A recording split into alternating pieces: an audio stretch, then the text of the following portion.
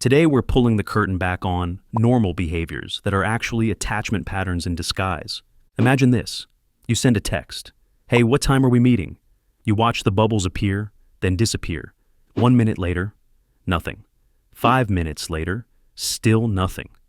By 10 minutes, you've already written their eulogy, stalked their last known Instagram story, and convinced yourself they're ghosting you, abducted, or both. Cutscene. Another version, you're on a group call. Someone makes a joke. Everyone laughs. You replay the moment in your head 3 days later like an embarrassing blooper reel.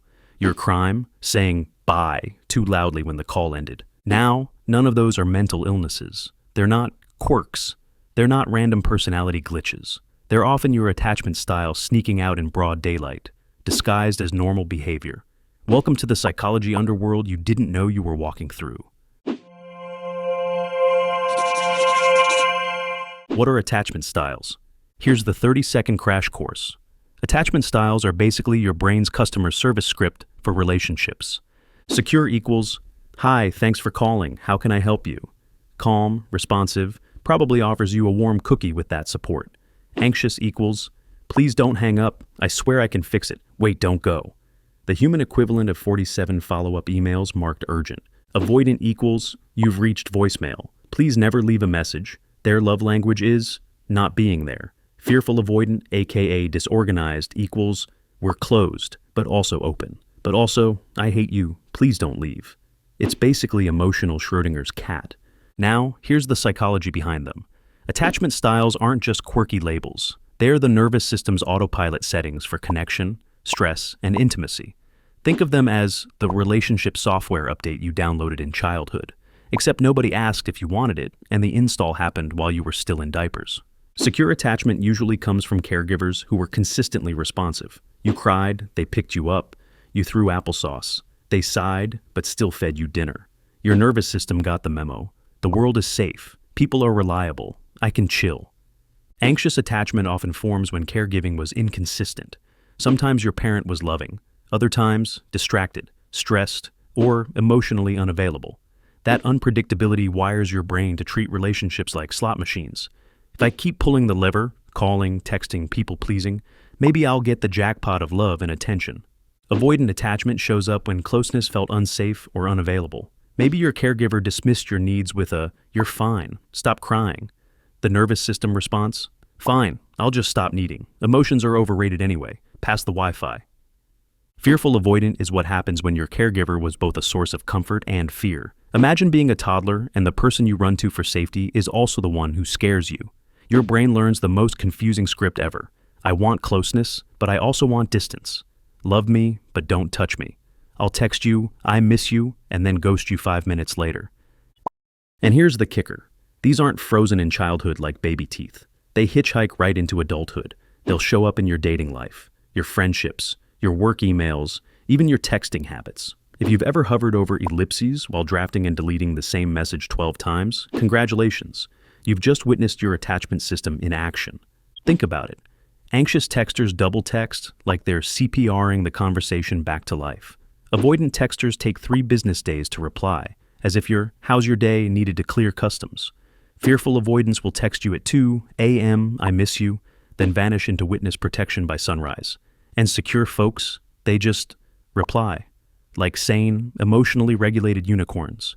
So when people say, oh, I just have a bad habit of overthinking, or I don't like being tied down, half the time, that's not just personality. That's your attachment style quietly running the background code. And once you see it, you can't unsee it. It's like suddenly noticing the background extras in a movie.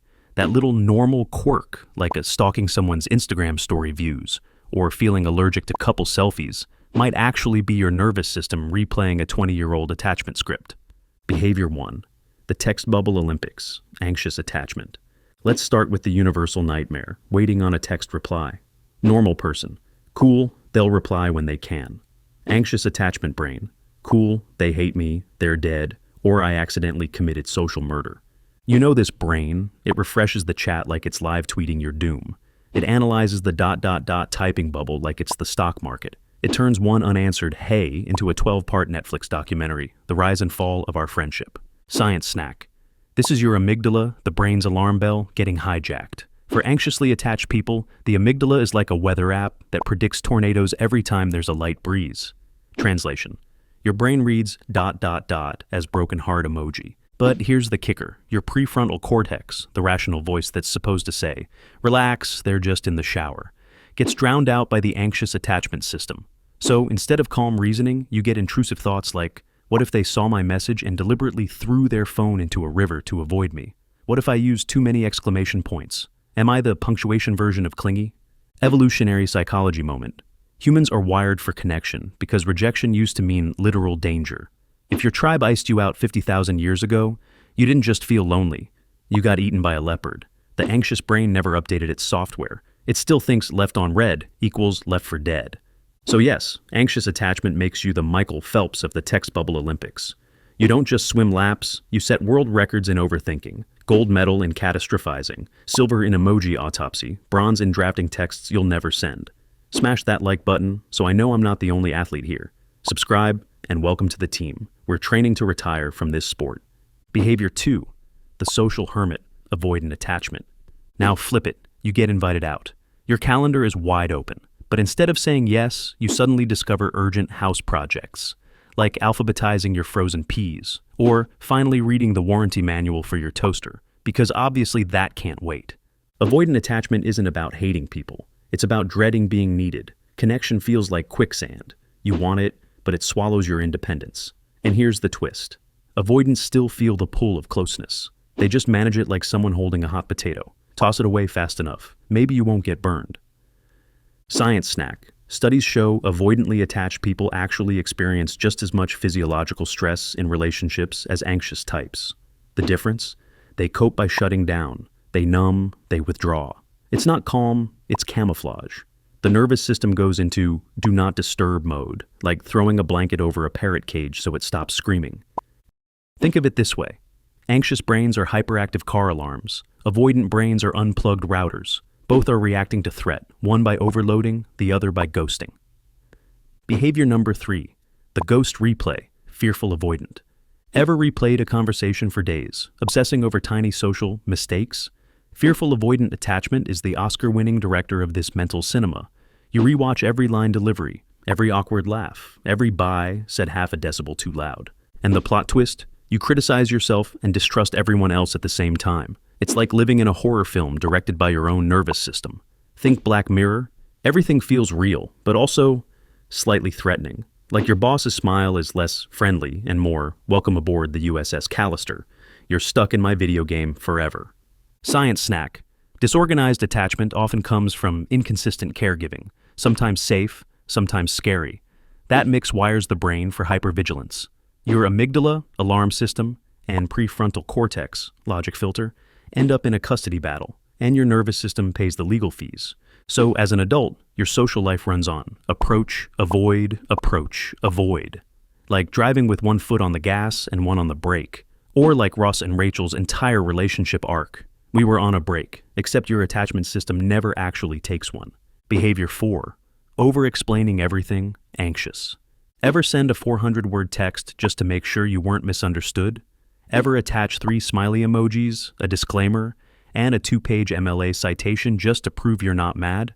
That's anxious attachment's love language, over-explaining, because your nervous system runs on the default setting. Silence equals abandonment. Your brain's mirror neurons, the circuits built for reading emotions, are working overtime. Science calls it hyperactivation. Translation, your empathy radar isn't just on, it's stuck at airport security level sensitivity. Every sigh becomes a red flag. Every 3-minute text delay feels like DEFCON 1. So you overcorrect. You draft, delete, redraft, and then send a message so fortified it could double as medieval armor. Sorry if this sounds weird, haha, but just wanted to clarify. Actually, never mind, ignore me, unless you think it's important, which it's totally not, haha. Psychologists note, this isn't just nerves, it's your attachment system trying to prevent rejection before it even happens. Think of it like emotional bubble wrap. You're wrapping every single sentence in so many disclaimers, it takes a chainsaw to get to the actual point. And here's the irony. Research shows anxious attachers are often more accurate at reading others' moods. But because you feel like you're one text away from being ghosted, you explain yourself into a novella no one asked for. It's like trying to keep a plant alive by watering it 37 times a day. technically attentive, but now the poor thing is drowning. Behavior number 5, the independent avoidant. Ever notice how some people say, "I don't need anyone"? Sounds confident, looks strong, but often it's avoidant attachment rebranded as independence. Here's the paradox. True independence means you're secure enough to connect without fearing you'll vanish in the process. I'll say that one more time for those in the back. True independence means you're secure enough to connect without fearing you'll vanish in the process. Avoidant independence is more like, if I don't rely on anyone, they can't disappoint me. Also, please don't text me twice in a row, I'll combust. Science snack. Brain imaging shows avoidant folks don't just act distant, they literally turn down the volume on their attachment system. When confronted with emotional closeness, regions like the anterior cingulate cortex and insula show decreased activation. Translation, they're not unfeeling, they're just emotionally lactose intolerant. Think of it like this, where anxious types have empathy radar set to overdrive, avoidants carry emotional noise-canceling headphones. They're not immune to connection, they've just trained their brain to hit snooze on the intimacy alarm. And humor's cruel twist? These are often the same people who will insist they're low maintenance. But watch what happens when you move their favorite mug or suggest sharing a closet.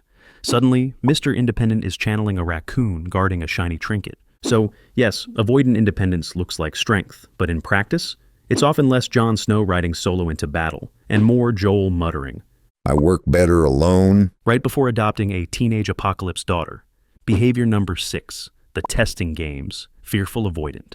Ever been tempted to test someone? Not in a cute which Disney villain are you way. More like, I'm not going to text first. Let's see if they care enough to text me. Fearful-Avoidant brains love these booby traps. Why? Because they crave closeness and fear rejection. So, instead of asking for reassurance, they design experiments to force proof.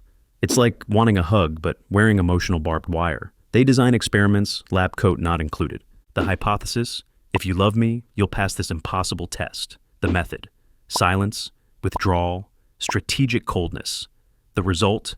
Usually chaos. Science snack. Psychologists call this protest behavior, a subconscious attempt to manage attachment anxiety. Think of it as the nervous system pulling a fire alarm just to see who shows up. Here's the thing. The data is almost always misread. Someone doesn't text back, not because they don't care, but because they fell into a YouTube hole about otters holding hands. Or they're 3 hours deep into oddly relatable stick figure psychology videos. Meanwhile, your nervous system interprets it as betrayal, cortisol spikes, heart rate climbs. And now you've triggered another episode of Trust Issues, the series, Season 4, same plot. New guest star, uncomfortable reality check. Tests don't reveal loyalty. They reveal how much unpaid labor you expect someone else to do for your nervous system. Self-compassion is greater than self-criticism. I'm going to hold your hand while I say this. You cannot insult yourself into self-love. That's like drinking 5 espressos to cure insomnia. Here's the science. Self-criticism activates the amygdala, pumping adrenaline and cortisol, the stress hormone. Neuroscience agrees, self-directed hostility activates the same threat circuitry as actual abuse. Your body thinks you're under attack, because technically, you are. From you.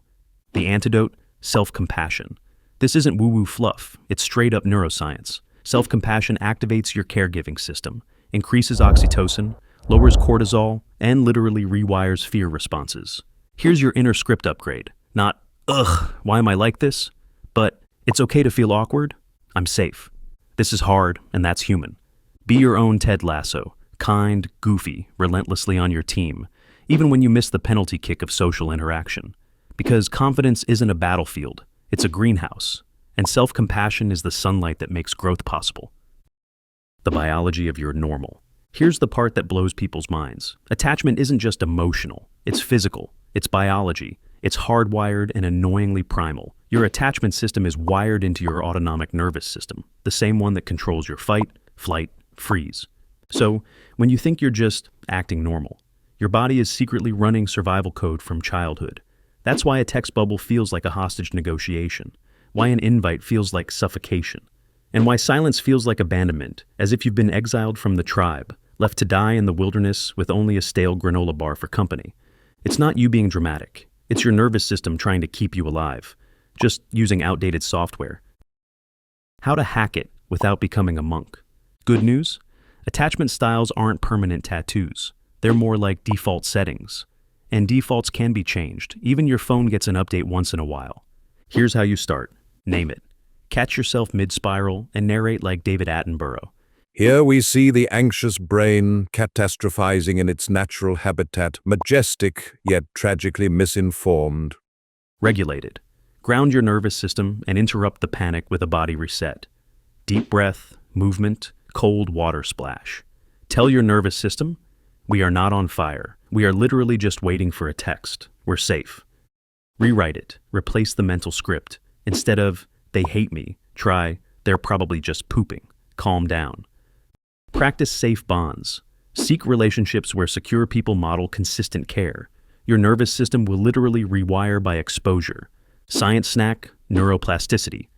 The brain's ability to change is your cheat code here. The brain is a drama queen, but also a construction crew. Safe, repeated experiences prune away old fear circuits and lay down new trust pathways. Translation. You can literally overwrite the "they'll leave me" script with "they'll text me back eventually," unless they got abducted by those otters. Here's the paradox of attachment. The things we call normal, the text spirals, the obsessive replay of what you said at brunch, the instant dread when someone says, "we need to talk," aren't just quirks. They're love stories written in your nervous system's handwriting. Every panic over a text bubble, every urge to ghost, every chokehold of silence. It all traces back to your survival blueprint. Once upon a time, these patterns weren't mistakes. They were shields. Hypervigilance kept a child from getting blindsided. Avoidance kept emotions from detonating a fragile environment. People-pleasing kept the peace. What looked like overreacting was actually a kid running crisis management with zero resources. Fast forward to adulthood, your nervous system hasn't updated the software. It's still running Windows Childhood Edition, complete with pop-up warnings like, "they're leaving you," every time someone takes too long to text back. Here's the shift. When you start asking, "what pattern is this?" instead of, "what's wrong with me?" you move from shame to science. From, "I'm broken," to, "oh, that's just my nervous system overreacting like a toddler denied an iPad." That crack in the armor, curiosity instead of criticism, is exactly where growth sneaks in. And growth isn't loud or glamorous. It's boring, repetitive, slightly awkward. But over time, your nervous system learns new endings to old stories. One day, the text bubble won't feel like life or death. It'll just feel like someone typing. So, which normal behavior did you spot yourself in? Drop your favorite nervous system plot twist in the comments. Smash that like button if your brain feels 73% weirder, but 81% smarter. And hit subscribe if you're into ideas that stick, figures that sketch. Ready for your next system update? Tap here and keep playing smart.